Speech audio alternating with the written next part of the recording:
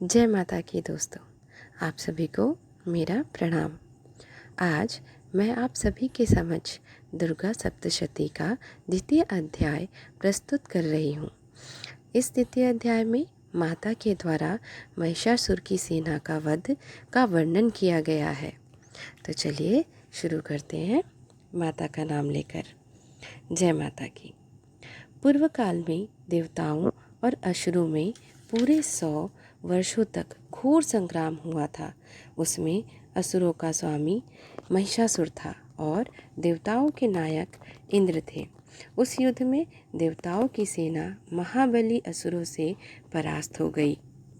संपूर्ण देवताओं को जीतकर महिषासुर इंद्र बन बैठा।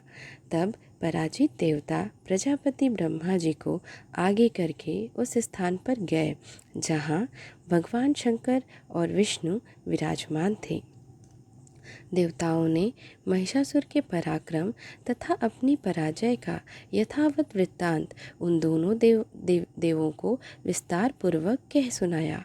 वे बोले, भगवान, महिषासुर सूर्य, इंद्र, अग्नि, वायु, चंद्रमा, यम, वरुण तथा अन्य देवताओं के भी अधिकार छीनकर स्वयं ही सबका अधिकारी बन बैठा है। उस दुरात्मा महिष ने समस्त देवताओं को स्वर्ग से निकाल दिया है। अब वे मनुष्यों की भांति पृथ्वी पर विचरण कर रहे हैं। दैत्यों की यह सारी करतूत हमने आप लोगों से कह सुनाई। अब हम आपकी शरण में आए हैं। उसके वध का कोई उपाय सोचिए। इस प्रकार देवताओं के वचन सुनकर भगवान विष्णु और शिव ने दैत्यों पर बड़ा क्रोध किया। उनकी भौहें तन गई और मुंह टेढ़ा हो गया। तब अत्यंत कोप में भरे हुए चक्रपाणी श्री विष्णु के मुख से एक महान तेज प्रकट हुआ। इसी प्रकार ब्रह्मा, शंकर और इंद्र आदि अन्यान्य देवताओं के शरीर से भी बड़ा भारी तेज निकला। वह सब मिलकर एक हो गया। महान तेज का वह पुंज जाज्वलायमान पर्वत सा जान पड़ा। देवताओं ने देखा, वहाँ उसकी ज्वालाएं संपूर्ण दिशाओं में व्याप्त हो रही थी। संपूर्ण देवताओं के शरीर से प्रकट हुए उस तेज की कहीं तुलना नहीं थी। एकत्रित होने पर वह एक नारी के रूप में परिणित हो गया और अपने प्रकाश से तीनों लोकों में व्याप्त जान पड़ा। इसी प्रकार सभी देवताओं के तेज से उस कल्याणमयी देवी का आविर्भाव हुआ। उसके बाद समस्त देवताओं के तेज पुंज से प्रकट हुई देवी को देखकर महिषासुर के सताए हुए देवता बहुत प्रसन्न हुए। देवताओं के आभूषण और वस्त्र देकर देवी का सम्मान किया।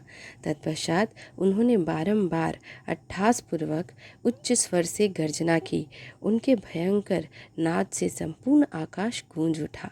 देवी का वह अत्यंत उच्च स्वर से किया हुआ सिंहनाद कहीं समा न सका। आकाश उसके सामने लघु प्रतीत होने लगा। उससे बड़े जोर की प्रतिध्वनि हुई, जिससे संपूर्ण विश्व में हलचल मच गई और समुद्र कांप उठे।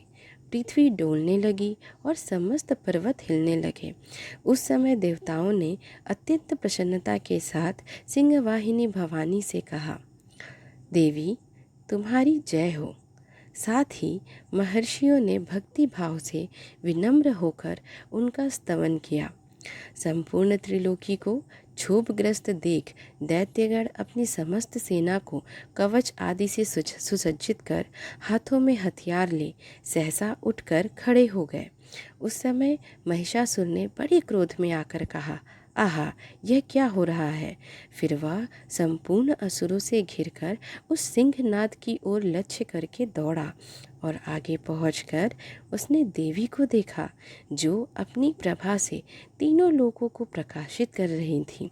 उनके चरणों के भार से पृथ्वी दबी जा रही थी। माथे के मुकुट से आकाश में रेखा सी खिंच रही थी तथा वे अपने धनुष की टंकार से सातों पातालों को शुद्ध किए देती थी। देवी अपनी हजारों भुजाओं से संपूर्ण दिशाओं को आच्छादित करके खड़ी थीं। उसके पश्चात उनके साथ दैत्यों का युद्ध छिड़ गया। देवी ने क्रोध में भरकर खेल खेल में ही अपने अस्त्र शस्त्रों की वर्षा करके दैत्यों के समस्त अस्त्र शस्त्र काट डाले। उनके मुख पर परिश्रम या थकावट का रंच मात्र भी चिन्ह नहीं था। देवता और ऋषि उनकी स्तुति करते थे और वे भगवती परमेश्वरी दैत्यों के शरीरों पर अस्त्र शस्त्रों की वर्षा करती रहीं। उसके पश्चात जहाँ वह घोर संग्राम हुआ था, वहाँ की धरती देवी के गिराए हुए रथ, हाथी, घोड़े और असुरों की लाशों से ऐसी पट गई थी कि वहाँ चलना फिरना असंभव हो गया था। दैत्यों की सेना में हाथी, घोड़े और असुरों के शरीरों से इतनी अधिक मात्रा में रक्तपात हुआ था कि थोड़ी ही देर में वहाँ खून की बड़ी बड़ी नदियाँ बहने लगीं। जगदम्बा ने असुरों की विशाल सेना को क्षण भर में नष्ट कर दिया। ठीक उसी प्रकार जैसे तृण और काठ के भारी ढेर को आग कुछ ही क्षणों में भस्म कर देती है, और वह सिंह भी गर्दन के बालों को हिला हिलाकर जोर जोर से गर्जना करता हुआ दैत्यों के शरीर से मानो उनके प्राण चुन लेता था। वहाँ देवी के गणों ने भी उन महादैत्यों के साथ ऐसा युद्ध किया जिससे आकाश में खड़े हुए देवतागण उन पर बहुत संतुष्ट हुए और फूल बरसाने लगे। इस प्रकार देवी की जीत हुई। इसी प्रकार श्री मार्कंडेय पुराण में सावर्णिक मनवंतर की कथा के अंतर्गत देवी महात्म्य में महिषासुर की सेना का वध नामक दूसरा अध्याय पूरा हुआ। जय हो मैया की। दोस्तों, मेरी अगर ये वीडियो आप लोगों को अच्छी लगी हो तो प्लीज़ एक लाइक करें और मेरे चैनल को प्लीज़ सब्सक्राइब करें। धन्यवाद मेरी वीडियो देखने के लिए। जय माता की दोस्तों।